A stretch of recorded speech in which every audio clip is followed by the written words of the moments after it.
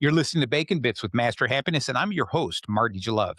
I come at you every single Monday night at 7 o'clock to talk about your job, your career, your vision made clear, the skills that you hone for the business that you own, the ups and downs, the smiles and frowns, where you're at and where you're bound. And if you miss any of today's episode, and I promise you're going to want to listen to the entire episode because my guest here is loaded with excitement. He is just ready to go. So this is going to be a big episode you're going to absolutely love. But if you miss any part of today's episode, tune in later in the week to Bacon Bits with Master Happiness, anywhere you listen to podcasts. Catch this and so many more previous episodes. So today's special episode is going to be number one of a 12-part series we're going to be doing through all of 2026 on legendary leaders from the past that we can still learn from right now, become better leaders, better bosses, managers, directors, owning companies, just leading the little league team, whatever it takes. You can learn these leadership skills from these great people in the past. So my special guest is my son, Nate. Nate, I'm throwing the camera over to you there. Say hello to the world, Nate. Hello, world. So brilliant. No, Marty, I gotta say, I was pumped when you sent this out. We were talking off and on for the past couple of months, like, what are we going to do in the start of 2026? And you pitched the idea a couple weeks ago that we're going to be doing strategic leaders. And me being a young leader with a lot of learning to do in the business world, I was like, this is awesome. So I'm just really excited to be kicking off this series with Cool.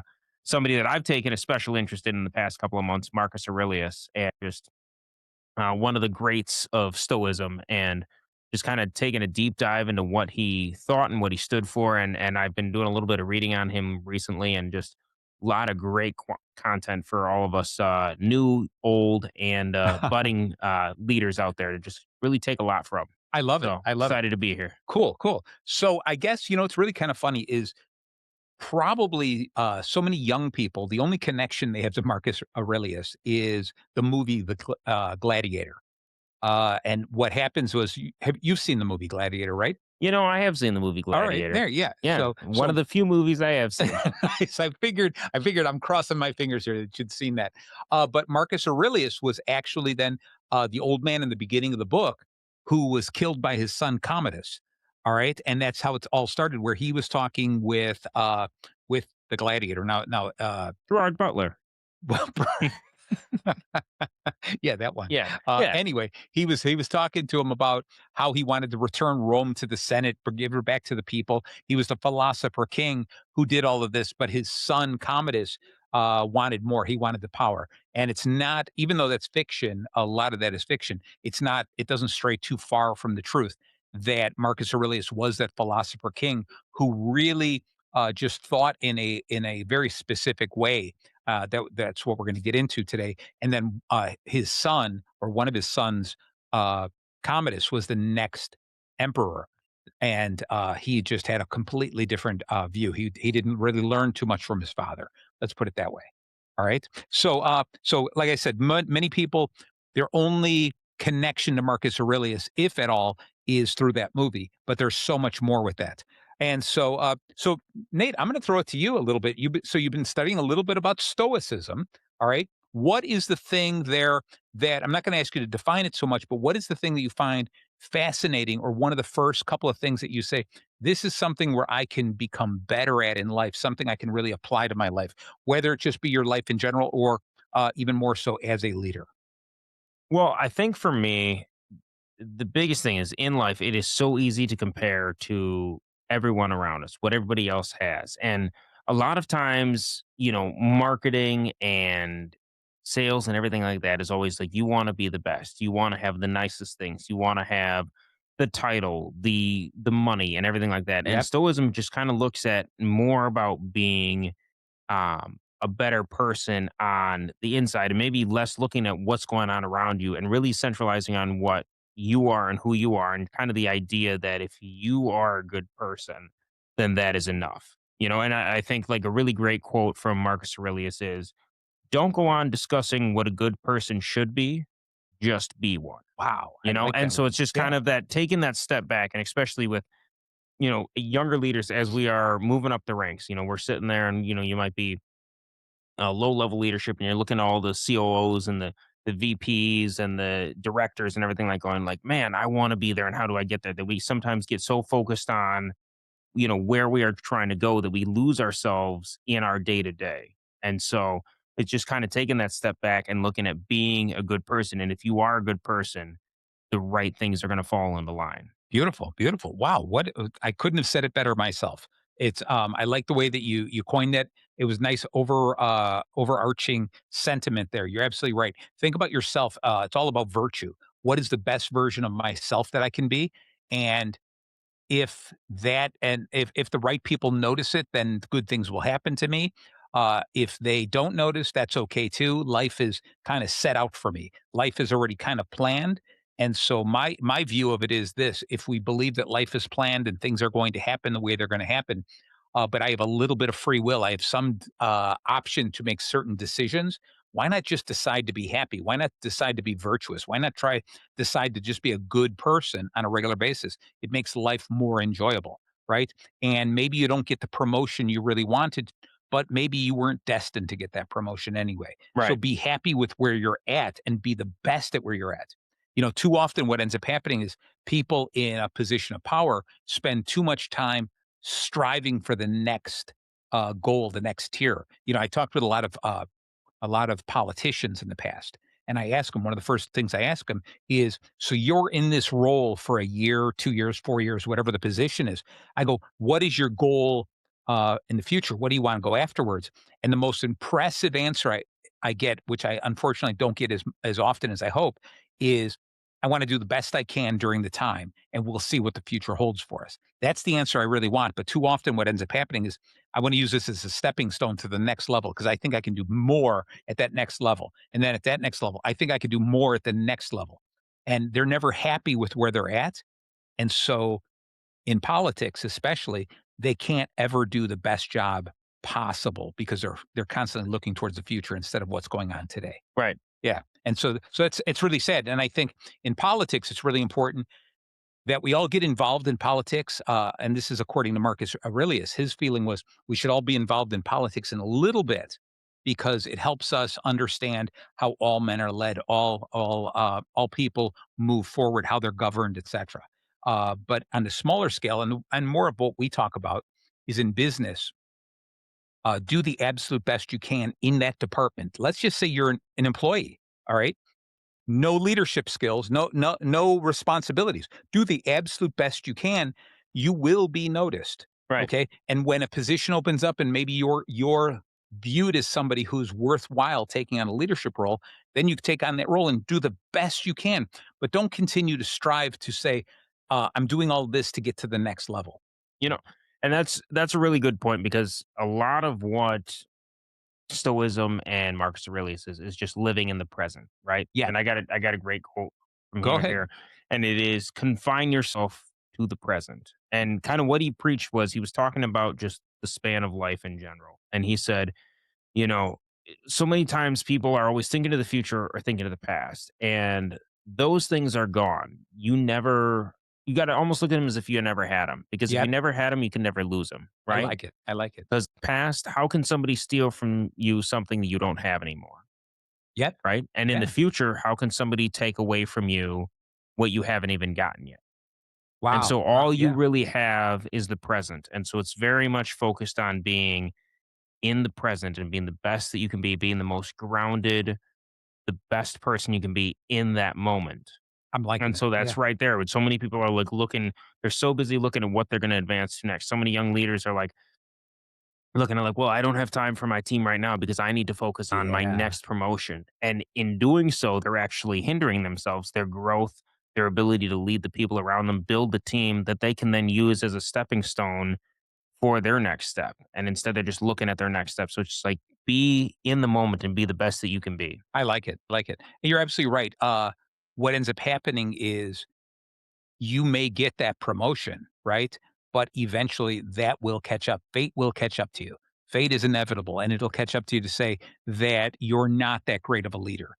The higher up that ladder you go, the more responsibility you have. And if your only responsibility in your mind is your preservation and your advancement, if that's the only thing that's on your mind, you will end up failing eventually. Right. It's the person who's thinking of the greater good, not only what's best for them at that moment, but what's best for my team, what's best for the company, what's best for the world. Yep. And it's interesting on a little sideline. I coach some people when they're looking to interview. Okay, they're leaving one job, interviewing somewhere else or whatever, and I tell them those are the 4 different areas I want you to always look at, is when I go in on an interview, everyone obviously knows I'm there to get a job because I want a paycheck, right? I Right. mean, there's no way around it. I can't say I'm doing something virtuous, without at least addressing that. I'm here because I wanna work here and I wanna make money. That's it. So that's you cover that. The second one is you take a look at the company. I believe that I should be working here because I think I can be impactful to this company. I think I can do certain things to this company to help the company grow. That's one of the things they really want to hear, right? The next thing is the reason I like this company is because I think I can help this company impact the community or the world, the greater good, right? And you say this is why I'm choosing this company. I could be really good at a lot of companies, but I chose this company because I like what you guys stand for and where you're going with it. Okay. And then the minor one, the other one that I kind of jumped over was the person who's interviewing you. All right. They've got to have some good to it too, and saying, the reason you want to hire me is I'm going to do good for you. I'm going to Right. be working for you and making you look good. I'm going to take burden and stress off your shoulders to do such a great job to prove to you that I'm worthwhile, that your job is easier, and maybe you can then reach the goals that you're after as well. So those 4 things. Be honest about I'm here for myself. I'm going to get something out of this. I'm here for you. I'm going to help you succeed. I'm here for the company because I want the company to succeed. And I'm here for the greater good, what this company does for the world. And you cover those 4 types of things. And that to me is this great piece of stoicism Right. that Marcus Aurelius was that same thing. He truly believed that as the emperor, he had very specific responsibilities for the things for himself, for his people, for his community, for the world, right? And he believed that everybody out there, whether they be slaves, senators, etc., had a very specific part. They were a puzzle piece in this great big puzzle, and they had a very specific role. And if they continued to, or if they tried to outstretch and tried to do other things, okay, they weren't being true to their calling, to their responsibility. They had to be true to their responsibility, and Yeah. if they could do that, then they could move on to something else, so I think it goes right along with what you're saying here, is be true to yourself, be in the present, and be fantastic. If nothing else, I always tell people, if you never get a raise, let's say you never get a promotion, uh do you wanna work in this position pitying yourself, hating your job every day, or just absolutely love your job, love every day, look forward to it because you're making a difference, even if you're the only one who sees it? Right. Well, and it's kind of that idea, like the whole idea of manifestation a little bit, Yep, and of being aware of your surroundings, being aware of what you have, everything like that. So Marcus Aurelius, again, great quotes. I mean, he is a quote machine. But another yeah, one is life is an opinion, right? okay, And so something that I've started trying to do, especially for my team in the mornings, and just as I'm in there, I'm usually the first one in the office. And as everybody comes in, I usually go into the different offices, greet the different departments. And the first thing I'm doing is like, man, it's going to be a great day today. Today is a good day. Today nice. is like, we're going to make it a good one. And Yep, just like pushing that idea. Because if it's that whole idea, like if you look for something bad, you're going to find something bad. If you yep, look for something good, you're going to find something good. And the idea that life is an opinion, it's like if you have the opinion that you are crushing it, that it's a day, even when you have those little yeah, blips, yep, it's still going to be a good day. You're like, all right, that moment wasn't great, but as a whole, we're here. So like that idea of positivity, being in the present, and always pushing that everything is good and working with the people around you. If you have that kind of positive attitude, people are drawn to it, there you go, right? there you go. Misery loves company. Right, right, However, people want to be on the winning team, and they see that, and then they see, somebody rolling through with positivity out there, like, I want to have whatever that guy's got. And so just kind of I that like it. opinion that life is going to be good that day, you just got to push it and push it to everyone around you, and you'll see the results. Yeah, yeah. I mean, we can get into the metaphysics of it, the magnetism within our bodies where we attract what we put out there. But I like how that line you used, and I had heard it like this: whether you want good fortune or bad, it will happen. Yeah. That's what it comes down to. If you want good fortune, then you continue in that positive focus, understanding that every negative thing that happens in your life is a stepping stone, a learning opportunity to move closer and closer. Whenever you're low, you can smile to say, "Man, all that's ahead of me is good fortune." Right? And when you're high, you're going to say, "I know that things will turn and negativity will come, so I'm going to enjoy the high while I'm here." Okay. And unfortunately, people live their life differently. Right. All right. They live when it's low. I knew this was going to happen. Fine. Nothing ever goes my way. Right. And when they're high and things are going right, they go, "That's just a matter of time. I'm going to lose this." And Yep. when you think about that negative output, that mindset of just to say, "That's all I want to do is live in that negativity." What a terrible way to live your entire life. No, Okay. and I think what's something that's important to leaders, especially as we have our teams around us, is Yeah. really preaching the idea to our teams that the way you live your personal life so easily translates into the business life. If Yep. you surround yourself, if your life outside of work, you surround yourself with negative people, maybe your friends are negative, maybe your family is negative, you are going to bring that because that is going to be where you're comfortable. That's the behavior you know. Yep. Whereas if you surround yourself with positive people, even if you come to work and you find yourself possibly in a negative situation, you'll be like, no, no, no, this isn't how I operate. And so Yeah. it's that mindset of like building the positivity. You want your team to be winners. Something that I do on a daily basis with my team is I tell them we're the best, right? Even if we're having a bad day, I'm like, we are the best team. We are crushing it. We are doing well. And there's like, is there opportunity?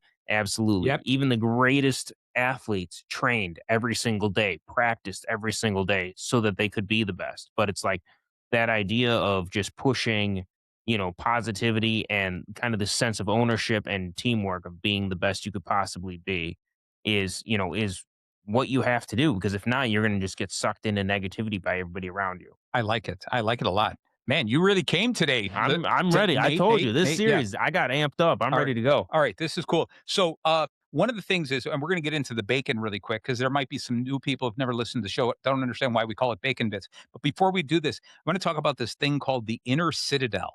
All right, that Marcus Aurelius would talk about was this place of meditation within himself, and he would say, "I am no matter where I'm at, I am going to get a stress and burden from outside sources. Right? People are going to come to me and they're going to complain, and they're going to wish for something better. They're going to come to me attempting to bring me down. So I have to every once in a while go to my inner citadel. It's a place within yourself where external events cannot touch you.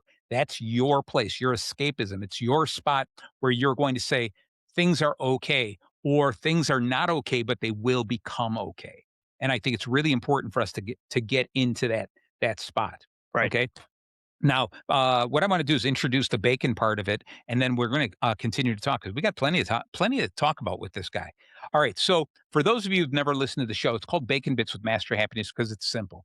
Everything that bacon touches becomes just a little bit better. Whether it's a salad, whether it is a fillet that they wrap with bacon to make a little bit better, no matter what, you can't have a BLT without a little B, Right. right? And so everything gets a little bit better with bacon. And so we bring bacon to the show, but of course we are not talking about the bacon for chewing. Oh no, Marty. We're talking about the bacon for doing. That's right. I knew you'd do that. So what we do is every week when we tackle a problem or we talk about a person like Marcus Aurelius, we're going to apply the bacon theory to it. So that's the acronym BACON. And what we're going to talk about today is a little bit more of this. The B is for balance, finding stillness in the storm. Okay. The A is going to be accountability, owning your actions. Very, very important. C is compassion. We are all made for cooperation. O is optimism, the art of, and this one's going to be cool, the art of Amor Fati, I think it's called. I don't know, but it's basically the love of fate. All right. And N is nurturing, planting the seeds for future. And I think this is really important. We talked a little bit here already about this positive outlook, okay? But it's more than that. It's understanding that bad things or negative things are going to happen.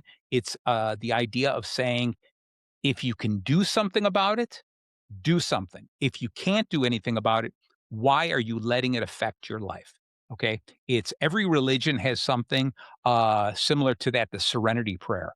Right. Okay. And Stoicism is no exception to that. It just says just that is why am I going to waste any of my time worrying about something I have no control over that may or may not happen? Worse yet, why am I worrying about something that happened in my past? Right. Okay. That should only affect me in a positive way because I've learned from it. Right. Why am I bothered with that kind of stuff as opposed to concentrating on the things that I can change, make positive change? Just that. It's that constant reminder of that. And it's the logic that Stoicism and Marcus Aurelius believed in the term logos, Okay. okay, which is basically translate to reasoning or logic. And remember, last year, I think we talked about Aristotle Right. being a salesman, and it was logos, pathos, and ethos, which was logic, the logos. Pathos was the emotional part, and ethos was the last part. Wow, my mind just went completely blank there. Somebody else, whoever's listening is loving that. Is the ethical part? Yeah. Ethics. Ethos was the ethics. Okay, so we have to concentrate on looking at life in a logical way. Things are going to happen. There's a fate to Yeah. us, right? And it's not to say, I did this deep dive into it of saying, all right, so if everything's already laid out for us, why don't I just give up? Or so I don't have control? And it's no, not necessarily.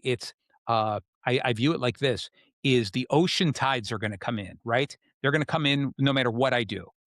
If I take out one drop of water or I remove a drop of water and move it from the Pacific Ocean, bring it over to the Atlantic Ocean and drop it in over there, one little drop is not going to change the tides. Right. So the greater entity that is life, fate of what's going to happen on a regular basis is influenced so slightly by us.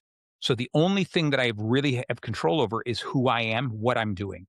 All right. So if I'm that one drop of water, that one little thing, what do I have a chance to do something. I could either be part of that tide, I could be part of a tidal wave, I could be part of a small pond that just sits still. I could do all kinds of things like that, but I'm not going to affect the greater ocean. Right. All right. And I think to me, that was the turning point for me to kind of understand this even more so. And so if I am that singular drop of water with very little power to change everything, why not do everything I can to at least be the best drop of water I can be? Right. That's what it comes down to. Okay. So what's one of the things that, let's say, in the past, or Nate, I want you to think about this. A boss that you've had in the past, or a task that you'd said you never really realized it, but the person was kind of acting in stoicism, or I wish the person had acted in stoicism. In other words, give us an example. Is there anything off the top of your head? Okay. Because I'll tell you what, while you're thinking, I'll tell you, I was blessed to have this boss of mine, Al Hoffman, when I worked, and I was probably around your age, and I was working there, and I was a graphic designer working for the guy, and he was so calm and cool. And I just remember I would run to him sometimes, oh my God, we got this emergency. We got to take care of this. Like, I can't believe this is happening. And he'd always just say, calm down, Marty. Is it an emergency? All right. And we would sit there and I explained it. He goes, just do this and this. There, now it's gone. What'd you learn from it? And that's what he would ask me, right? What did you learn from it? And I was just kind of like, yeah, but it's done. It's over. We can't change that. Okay, what did you learn from it? How are we going to move forward? And it was just that whole idea. He was that great calm in the storm, Yeah. which was so amazing because I think the greatest thing he taught me was why am I getting so worried about it when he was the owner of the company? Right. If he wasn't worried, why was I so worried about it?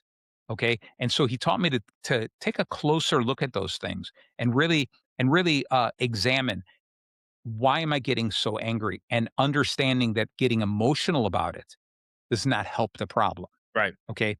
Stay in logic as much as possible.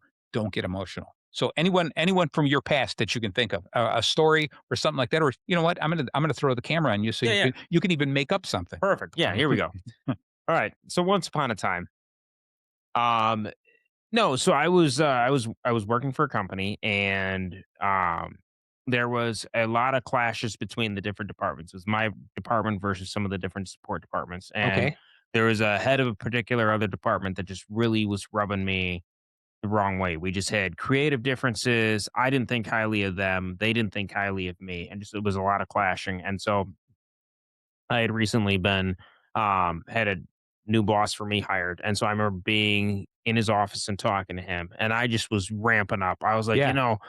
I was like this and this, and I don't like this and I don't like this. And he kind of like just stopped for a minute and just said to me, he's like, well, he said, as you know, I'm new here.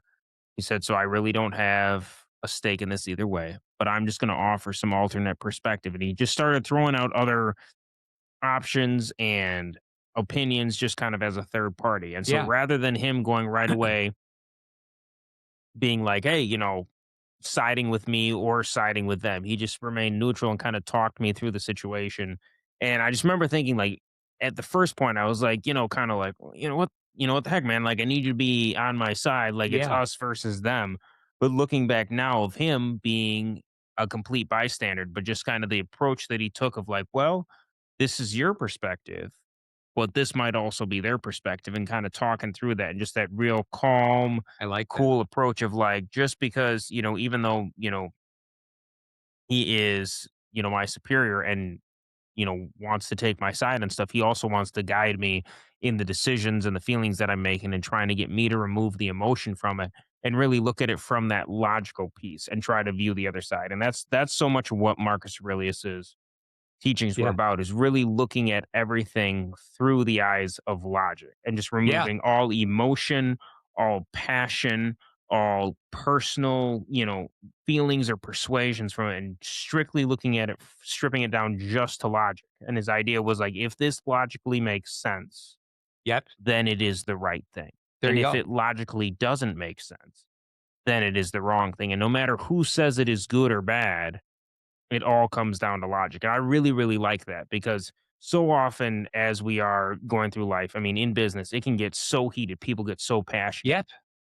that they lose sight of things because they're so wrapped up in it. So if you can really strip it down to logically, is this good or is this bad? Yep. I That is love it. what you need to base all your decisions off of. So I it was just a really cool moment. I think back about that a lot, as I interact with people now, of going, take my emotion, take a step back Yep. and look at it logically and go, their perspective, is it wrong or is it just different from what my perspective is? I love it. I love it. So I was looking into this whole idea we're talking about balance, finding that stillness in the storms. And here's another quote is you have power over your mind, not outside events. I don't have power over the outside events. I only have Right. power over my minds. So when I realize this, I find strength. Yeah. Okay. So one of these things is, imagine this is, I know that sometimes I get a lot of emails. They just start piling up, right? Deadlines are right on top of me. It's really easy for me to lose control. It's really easy for me to get stressed out. And I see plenty of people who stress out like that. Instead, what you have to do is you have to take that deep breath, understand, just like you were saying, take emotion out of the sequence, because getting excited, running around does not solve the problem. Right. All right. Instead, apply some logic to it. Remember the idea of, was we respond, we don't react. Yep. Okay. Because that knee jerk reaction is sometimes the right action, but I would rather have somebody take a moment and say, let me think this through. This is what I think we should do. And so that balance comes through, not to say that I'm going to work from 9 to 5. And when 5 o'clock, I'm going to turn off my phone. I'm going to spend time with the wife and kids. I'm going to, do the barbecue in the garage, right? Or in the garage, in the garden, in the backyard. It's not that. Balance means it's a balance throughout the entire day. Because when you're at work, sometimes you're thinking of the family. When you're at home, sometimes you're thinking of work. Now, I'll be honest, you're one of these people who I love your commitment to your job, that that phone is tied to you, it's connected to you, that you're ready to take those calls all the time. And Yep. I think, and that's a really admirable quality in you. And when I first met you, I used to say, man, I got to teach this guy to have balance. But you have taught me that you do have balance, that you, although you take that time and you do your work during the evenings and the weekends and stuff like that, when most people are saying, no, that's family time. I also see you have this balance throughout, that it only affects you in a good way. It makes you a stronger person because you're looking upon those kinds of things on a regular basis. Yep. So it's a strength of yours that many people need to learn. Yeah. Okay. I appreciate that. You know what's funny is I got a note here in my phone Yeah. exactly on just kind of what you touched on a little bit ago. I think this might have been from our very first episode of Bacon Bits, Oh, but really? Okay. it was just simply the phrase that reacting leads to regret, responding leads to respect. And I I just love remember it. that hitting Yeah. me. Yeah. And because I am, 75% Italian, Yeah. I was, at the time early 20s, wide open. I mean, I'm pinging off the rev limiter. Even now, I'm going at about 100 miles an hour. Yeah. And it's so easy for me to just kind of flip out about things. And it's one of my greatest challenges. And so just I remember hearing those words from you and writing that down and just remembering that in my day to day as I try to Yeah. build the people around me. Like Awesome. that whole idea of like how I present myself is how people are going to perceive me. And if I'm like the dude who's just flying off the handle, even if I could be Oh, completely correct and like, leading my team or my operation in the correct direction, if I've got the kind of thing of being like this hothead spaz, people just aren't going to respect me for it. And yeah. so it's Yeah. something that I've worked on over these past, we're going on 5 years now, but it is something that I strive for every day. So, Excellent. Excellent. I kind of view it as this is I like the old adage about a duck.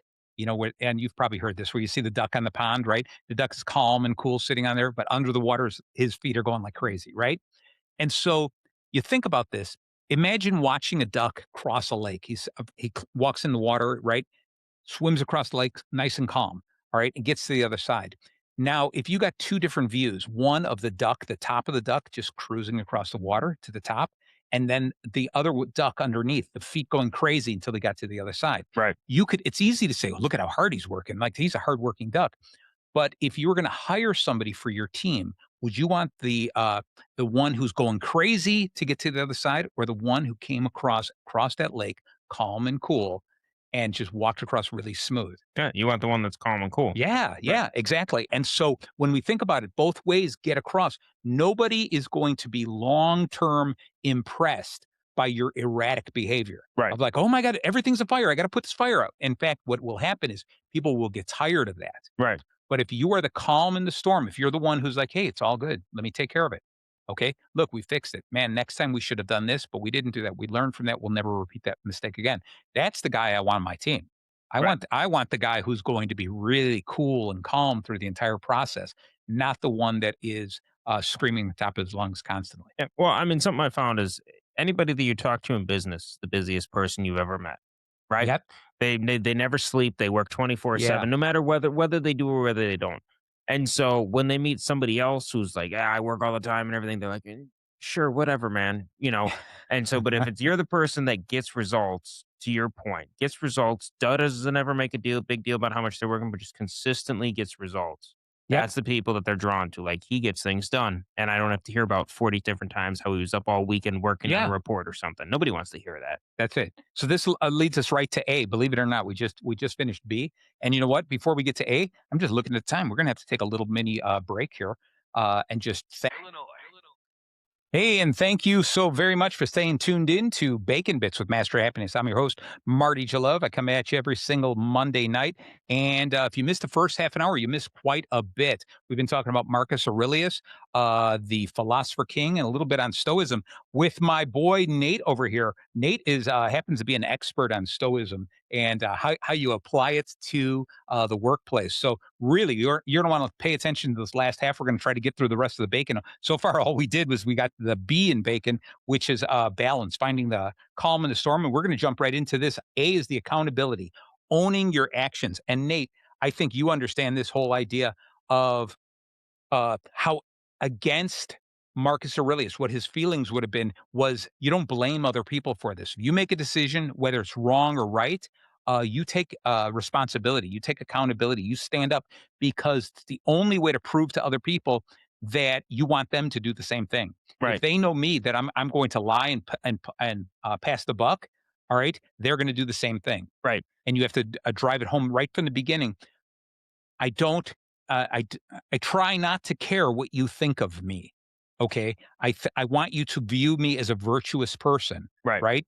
And so because of that, if I make a mistake because I'm human, we will move on from that. Right. But I'm not going to blame other people because the moment I blame someone else, the next time we have a conversation, you're going to go, wow, is he going to blame me for the next thing, etc. Exactly. Yeah. Yeah. So it's really important to understand that. And so it's really cool. Here's a cool idea or quote from him: "Is waste no more time arguing about what a good man should be. Just be one." Okay, that whole Yeah. idea is stop thinking about it and stop trying to make excuses for yourself. Be yourself. What we Yep. do, and today, you know this, in today's day and age, a lot of young people, pretty much a lot of people in general, are always constantly concerned about what other people think of them. Oh, it's crippling. Yeah, I yeah, mean, it really is. Like, and social media has ruined this yep, for so many generations because it's that instant gratification wasn't there even a few years ago. Like, I think even for me in my middle school and teenage years no, of versus course not. what is now, and now in the age of social media and likes and being popular and going viral, people are so concerned with everybody thinking that they are a virtuous person. And Yep, just like you think about like everybody doing charitable acts and posting them on Instagram or TikTok or all that, they aren't doing it to actually be charitable. Not that's not to go to say that there are people sure, actually doing good things and all that. I mean, we talked about Mr. Beast and yep, the Legend of Sales, who was doing some amazing things amazing, out in the absolutely, but there are so many people that are doing it just to have this perception of being a virtuous person. And you think even about the people who are on something like Facebook where they're not even that virtuous, but they try to put other people down in order to make themselves seem better. And it's just like we're just so lost as a society where instead of like actually being a good person and letting your actions show, you have to sit there and tell everybody how good you are. yeah, sad. It really is sad. And if you start doing that, you've got to take a moment. Remember that thing we talked about, the inner citadel. Go inside yourself and ask yourself, why do I care? Why? Obviously, there are people in the world that we want to impress. Maybe it's the people we work for. Maybe it's our family and friends. We want to set a good example. But that's the best way to do it. The way that I dress, the way that I walk, the car that I drive, should not be what I do to impress other people. Right. It's being a virtuous person, being the best version of myself, showing people that I'm not afraid to fall down and fail. It's I want to show them I can get back up. I feel like we're about to do some Rocky quotes here, but it's again we're going to get back up and try even harder. That to me is the best way to impress somebody. Right. And it's to set and it's really not to I hate to even say to impress somebody, but that's more important because hopefully they view that and they go, I want to be a virtuous person like that Right. person. Okay. As opposed to, wouldn't you rather set the example of what virtue means as opposed to setting the example for the coolest clothes? Right. I Right. mean, granted, we do have the coolest clothes. Well, Yeah. I mean, these are limited edition bacon That's bits right. Hawaiian Exactly. shirts. You cannot get better dressed, but That's that's so neither here nor there. That's for a exactly. different show. We do this for ourselves. Right. This is Yeah, for yeah, us. yeah. All right. So the idea here is when you think about a modern application for this, is stop making excuses. If your team misses a target, take responsibility for it. You make a bad call, admit it. Vulnerability isn't a weakness; it's the ultimate proof of strength. Right. Okay. As a leader, when I ask my team to become vulnerable with me, talk to me about what they want, what they're missing, I've got to start by being vulnerable first. And Absolutely. and and you do that because then that gives them permission. Okay. So that's really important. So let's just jump right past this into the letter C, and that is compassion. We are all made for cooperation. All right. It's the idea here is according to Marcus Aurelius here is be tolerant with others and strict with yourself. I love Yep. that. Understand, I don't have control over the people around me, no control whatsoever. I can lead them, I can make suggestions, I can nudge them, but I don't really have any control. The only person I have control over is myself. Yep. Okay. And as soon as I come into work with a bad attitude, understand that that was my choice to have a bad attitude and understand that that bad attitude is going to rub off on other people. So I can't even question what's happening with them because I was part of helping them have a bad attitude as well. Yep. No, and it's interesting. It's because especially as a leader, sometimes you can not realize the effect that you have on your team. So, a while ago, I realized that if I came into the office, I work in, I've got a team and I got a bullpen. And so it's anywhere from 4 to 5 of my teammates in there at any given time. And if I came in that day and I had either a negative or a frustrated attitude, whatever was coming in, Yep. it set the tone for my team Of because they all looked course. to me and immediately I would set the tone for the entire office. So then, and then I'd be looking around, it'd be like, 10:30, 11. I'm like, wow, everybody's frustrated, aggravated, irritated, kind of at each other about it. Yeah. I'm like, how did this happen? And I start thinking back to like the energy that I was bringing in.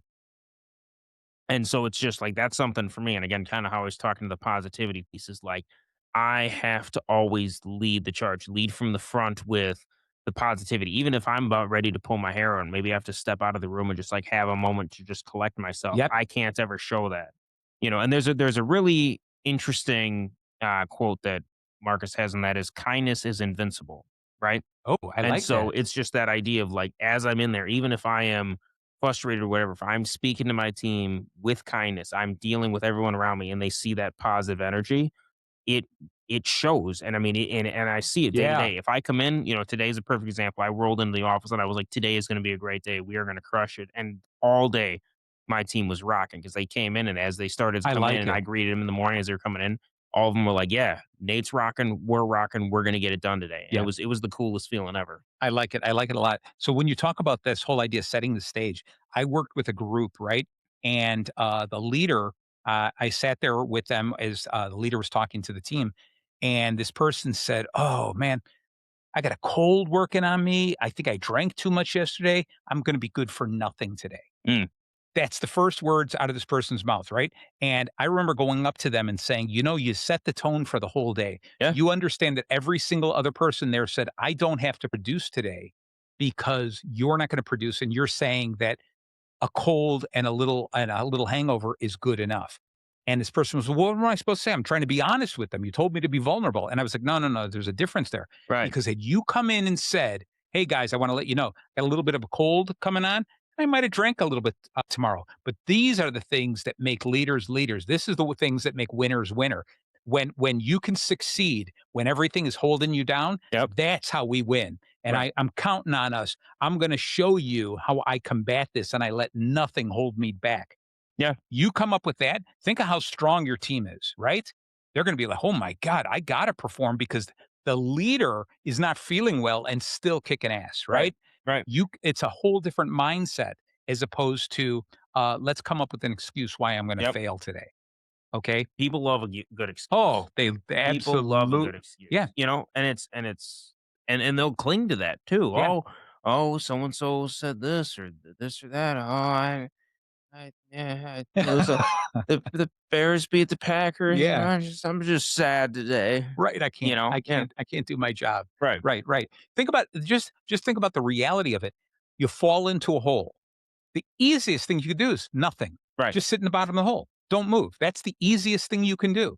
All right? It takes work to climb out of that hole. right. Okay? But when you sit there, what do I want out of life? If I'm thinking of the present, the moment right now, what do I want? I don't want to be at the bottom of a hole. No, Okay? So put forth the work, climb out of the hole, yep, all right, and get on with your life. All right? It's nothing no one ever says that life is easy. So you could sit at the bottom of the hole, cry to yourself, get angry, be afraid, be sad, whatever you want to be, or you can say, I got to get out of this hole. I got to climb out of this. And I'm not guaranteed that anyone in the world is going to help me. right, I'm on my own here. So yep, I'm getting out of this hole. That's the difference in life. And too many people sit at the bottom of the hole and feel sorry for right, themselves too often. And worse yet, too many other people help them stay there. right. Too Yeah, many other they yeah. walk past the home, and go, oh, Well, oh, it's it's so all sad that yeah, you're down there. exactly. You, it's Yeah, not your fault that you fell down in the hole. exactly.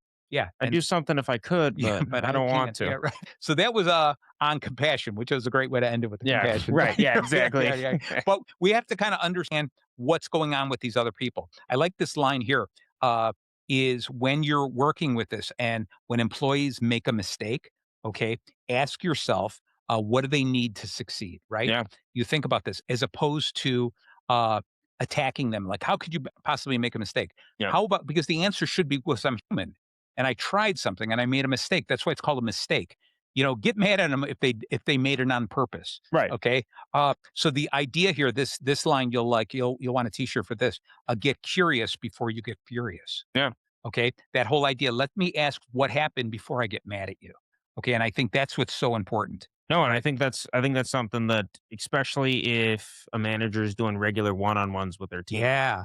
is, make notes of it. Maybe don't call it out right in the moment when it happens, but that follow up and kind of follow through, going, all right, what happened there? Talking through what happened with them. Don't make a spectacle of it. Don't call them out in front of everybody else. But when you have that one on one time with that employee, first get where their head was at, what they were thinking that led them to make the decision that they made. There you go. And then using that as a coaching moment to build the opportunity from there. But And think yeah, think about it, the next step then. Can you imagine? Like, I love how you said that. Bring them into a private meeting, a one-on-one. Hey, what happened? Tell me a little bit. I'm not angry. I want to hear what happened. right. Okay. And then when they go through the whole thing and you say, so what did you learn from that? How are you going to better yourself for the next time this comes up? And they explain it saying, I love that answer. Let's get in front of the whole team, and I want you to explain that. Yeah. Because then suddenly they go, "Hey, everybody, I made a mistake. I screwed up. I did this and this and this." And everyone's like, "Oh, I can't believe it." Yeah, but this is what's cool because I learned this.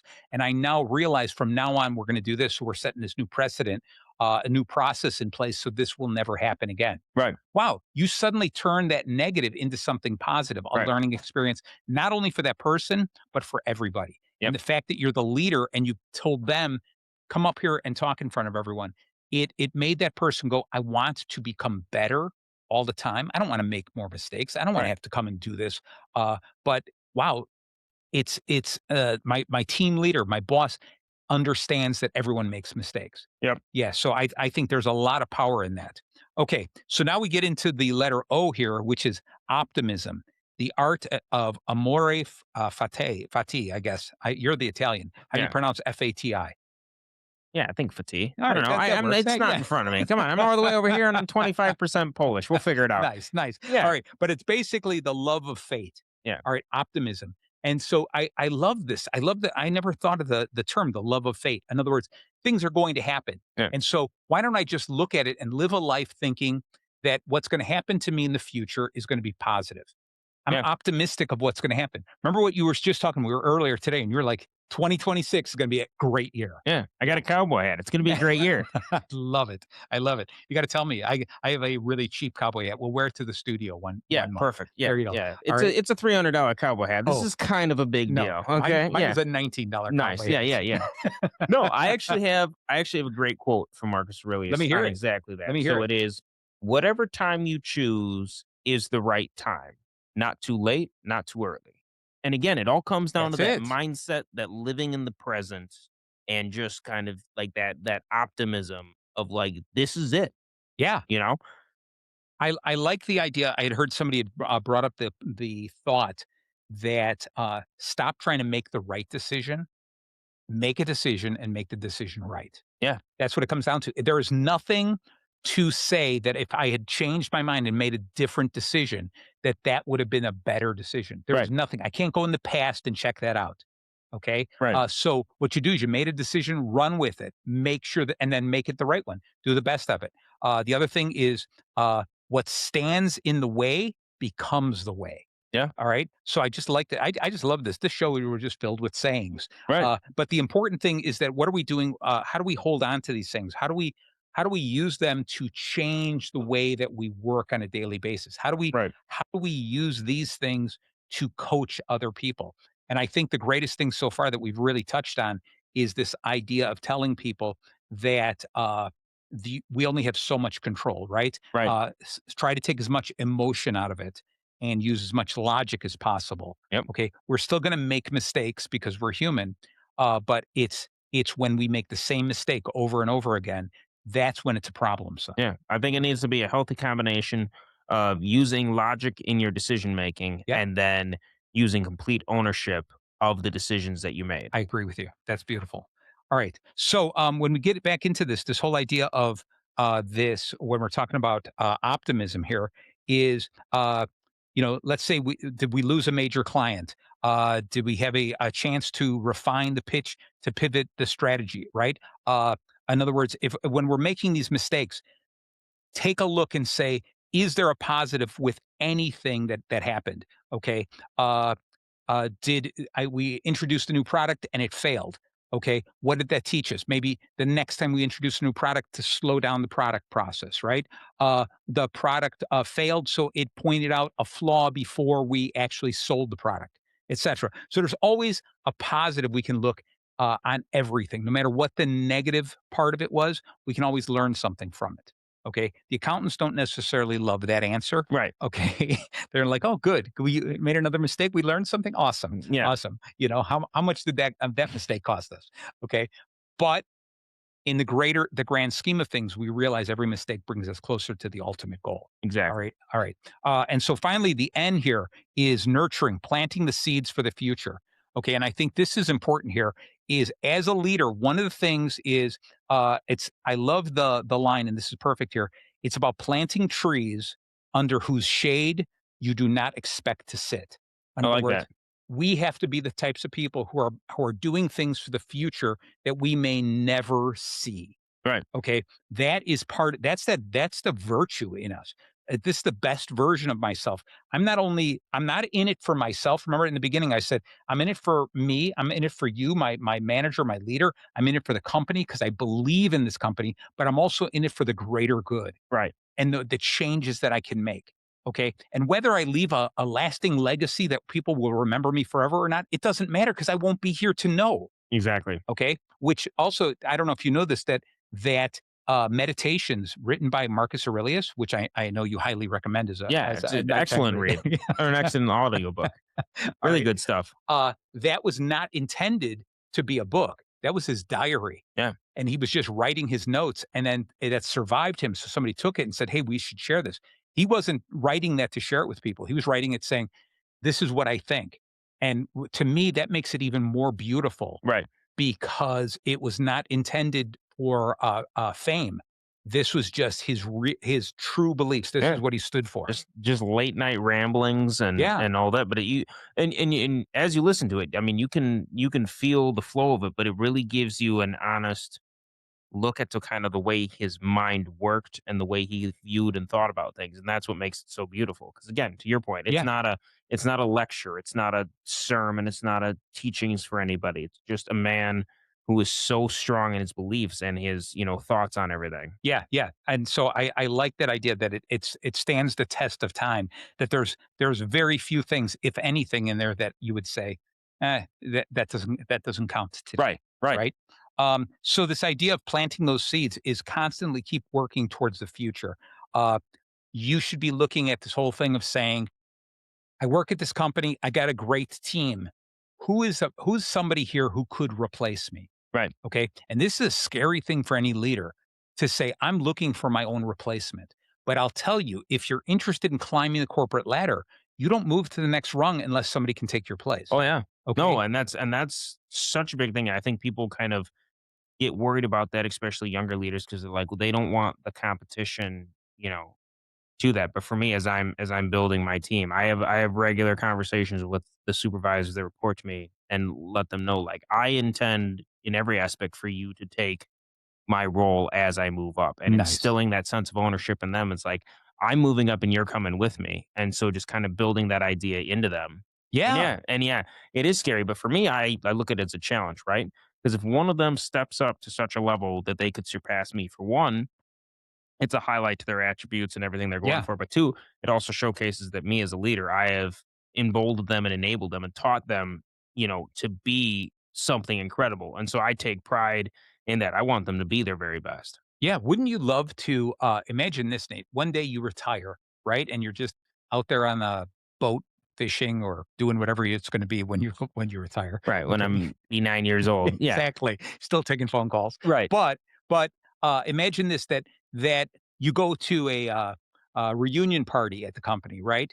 And you talk to some of these people, you're like, "Oh my god, you worked for me. I thought you were only gonna work the summer, and now you've been working here for 40 years, 30 Right. years, whatever. Yeah, I'm the CEO now, or I am I'm in charge of this division.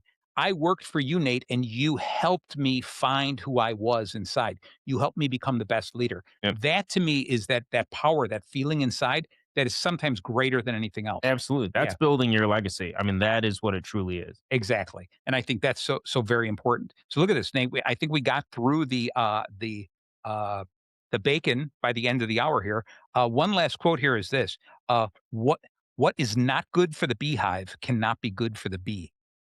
All right, Right. you like that? You like this? Yeah. I love all these quotes. I'm like going. Some of these should all just they all should be T-shirts here. Right. But nurturing is about mentorship.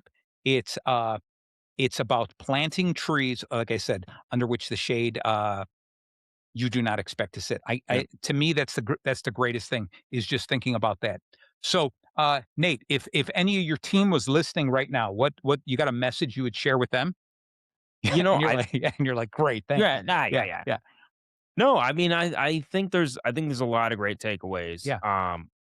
I think honestly, positivity, living in the moment, and just really trying to be the very best you can be is um the best way to take away from it. Because if you are, it's so easy to be dragged down by the people around you. It's so Yes, easy to be focused on the negativity and all that. But if you sit down and you really use both logic and ownership, go on, one, I make these decisions because these are the logical decisions to make. And then when questioned on me, go, owning your decisions and go, look, this might not have been the correct decision to make, but in the circumstance, based off the information I had, it was the most logical decision that I could make.